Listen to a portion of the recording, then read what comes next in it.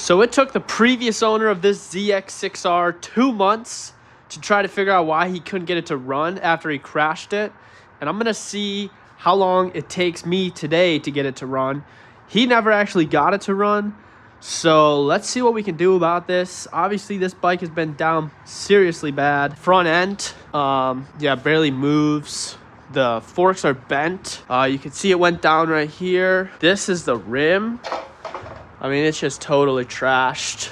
But for the most part, it's good. So it's a clean title frame. The motor seems to be good. I saw it crank, so I know it's at least not seized. And obviously he had crashed it, so that means that the motor had been running, and probably not ran since. But the situation now is that it won't start. It won't crank when you start it. You have to bypass the solenoid to get it to crank over. Before I order too many parts for this thing, I actually want to make sure that it runs and runs well. And once I know the motor's solid, then I'm just gonna go ahead and fix the rest. So let's do it. All right, so let's see what we got. So these are all the parts that it came with. Nothing crazy. Oh fuck, it smells like gas in here. I left this gas tank in there. Yeah, so I got the title and stuff for it, which is a huge plus. Don't want to lose that. The gas tank has seen better days. Oh god, it's leaking. Fuck, that's not good. You can see the tank has seen better days. It's not totally shot. Thinking I might just get a cover for this tank. How funny is this? So this is my race bike. Got this huge dent in it. Pretty much got the same dent here, same side. So that sucks. So yeah,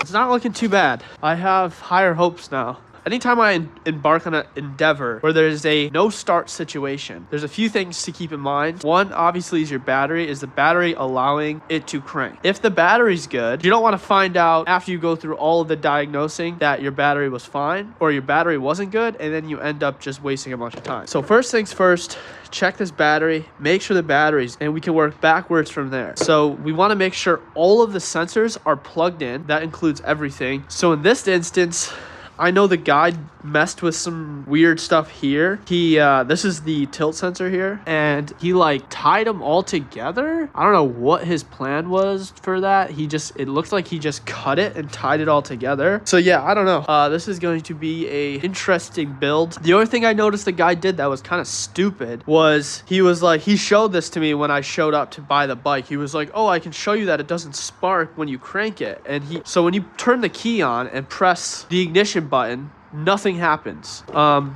you can see that here. When I turn the key on, you can see the dash move, right? So we know that it's getting power. However, if I can find the kill switch here, when I hit the start button, nothing happens, right? It's a no start situation. And so what this guy did is he's like, here, let me show you that it doesn't spark. And so he puts the spark plug into here, grounds it out, right? And then he takes a pair of pliers and shorts out the solenoid, or he shorts out the starter solenoid. And so the motor starts to turn over, but there's no spark. And well, I was like, well, that's just not how that works. The way this works is that when you press this ignition button, it's telling the motor to start rotating, but it's also firing the spark plugs. Just because you're rotating the motor doesn't mean you're going to get spark here. That's not necessarily the issue. The issue is the ECU. Something is telling the ECU, do not start this bike. That could be a few things. That could be your kickstand switch. That could be your tilt sensor. And judging by the looks of it, whoever fucked with this tilt sensor last didn't know what the fuck they were doing. So that is where I am going to start. Just going to basically go through, make sure everything's plugged in, make sure everything's okay. Now, the good thing about this bike, and part of the reason I bought it actually, was because I have pretty much the same make and model of that right here in its entirety. So I actually have like a tilt sensor here that I can check. This is a generation before. This is the 09 to 12. This is the 13 to, I believe, 18 or 19. So this is a 2016, but I'm going to basically be able to swap parts between the two bikes, and that way I can troubleshoot it, and then I know what I need to order. So yeah, let's get into it.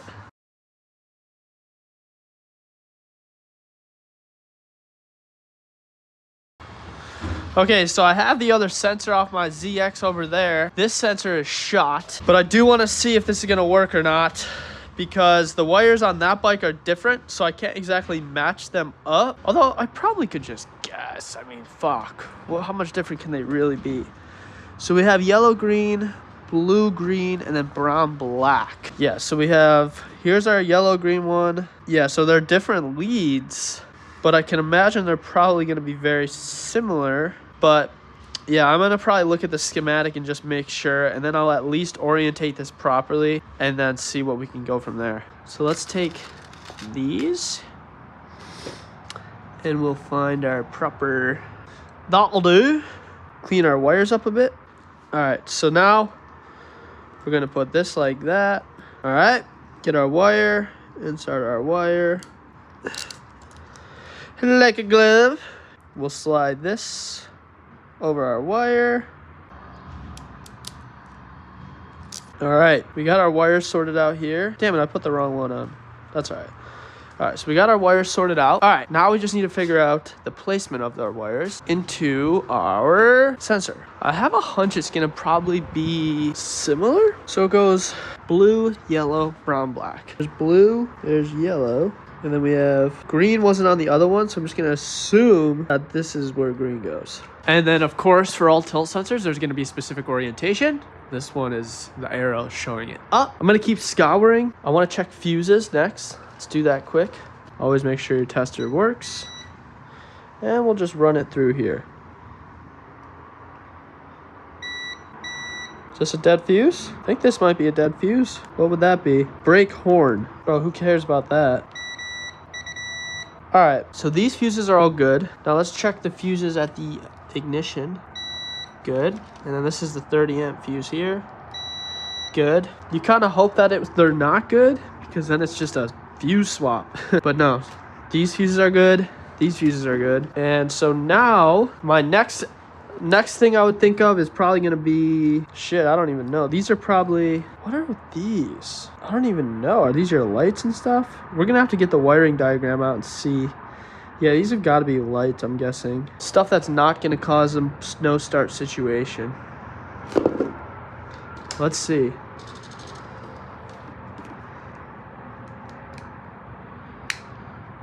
Yeah, so nothing there. All right, keep scouring. Put the spark plug in quick. So this is your kickstand switch here. I don't necessarily think this is bad, but I do want to short it out just to eliminate any variables. All right, so I made this little jumper wire. Just gonna plug this into that and this into that. That's gonna bypass our kickstand switch. Okay, so I just found something really interesting. Let me zoom you in here real quick. Okay. So this is a plug to the ignition switch. Look at that. It's shot. I don't know what happened there, but whatever happened is not good. So we're gonna pull this apart, see if we can fix this. Wow, look at that. There's your fucking problem, eh? Drink a Red Bull. Cheers, guys. All right, let's get into it. So I gotta fix this. In order to do that, I need to unplug these two plugs right here. Let's get that. All right, now we have better access to this plug here. So to do that, we're going to fold this back. Now that that's folded back, we should be able to get a better reading on it. So yeah, you can see how messed up this is. It's totally shot. Whoever did this, fuck you. Fuck you, whoever did it, mate. We just need to make sure we're getting everything in the right location. So let's, we need a knife. I have no idea where the knives went. All right, so let's get a good, we're gonna just pull this back as far as we can. Okay, I might be able to press this out and replace it. So either way, we're gonna have to strip this apart. I don't know where this wire goes. This is a brown and white wire, which is weird because there's not a spot for it, or is there? Is this supposed to go? I wonder if this is supposed to go in here. Well, let's look at our switch. Yeah, so here, sure enough, here we go. So this is what our switch. So we have 6 leads on our switch. Right now we have only 4 leads in this connector. So we need to replace this one, and I'm guessing this one's gonna go in the middle. Kind of bizarre, but yeah, I mean, shit, I think that's what's gonna have to happen here. Hopefully we're not shorting anything out. All right, so because the pieces I have don't fit this block, I'm gonna have to reuse this, but the crimp is shot. So I'm basically gonna have to solder it on. So let's get this thing hot and ready to solder. Put this on. All right. I actually like soldering. I'm a pro solderer. Make sure there's flux on it. We're gonna let it get good and hot. I always make the mistake of not letting my iron get hot enough. All right, so this is getting pretty hot. Let's make sure our wire's hot. I just slammed that Red Bull, so I'm a little shaky. Haha. All right. Wow, look at that. Professional, hey? I'm like a pro solderer. All right, let's shut this off before I burn myself. All right. Now we can shove this. Fuck, I forgot to put the thing on. That's okay. That is okay. Which way do these go usually? It looks like we want to do it like this. And then we can use this to like push it down. All right, boom, there it is. There we go. So we have all 6 of the connectors back in place. All right, let's try it. Let's see if this thing runs. You guys let me know in the comments if you think this thing is gonna run right now. I'm optimistic. Actually, there's no way that it can't. Like, that has to be the issue. Okay, so we got click. That goes there. I don't know where the fuck that goes. All right, that goes there. And now for our ignition switch. That's gonna get plugged in like so. All right. This is a moment of truth, guys. You guys ready? Hey! Hey, what do you know? Look at that. We got it. Did you guys see that? Did you guys hear that?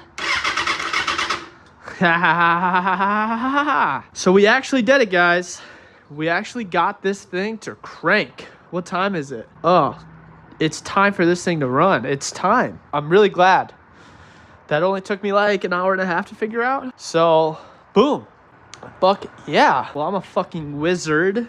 So now that we know that it cranks, we could find out if it starts or not. And that would involve putting the airbox in. Does it really need an airbox?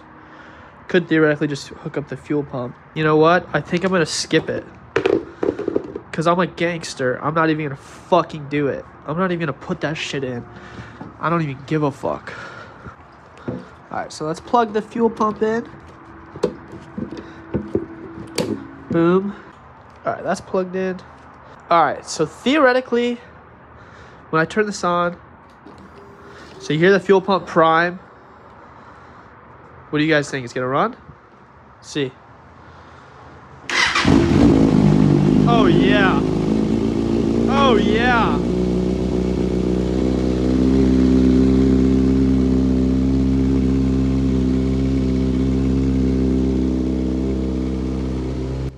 Well guys, that's it for this video. I appreciate you all tuning in. In the next one, we're going to try to take this entire thing apart and basically figure out what we need to order and what's good and what's not good on this bike.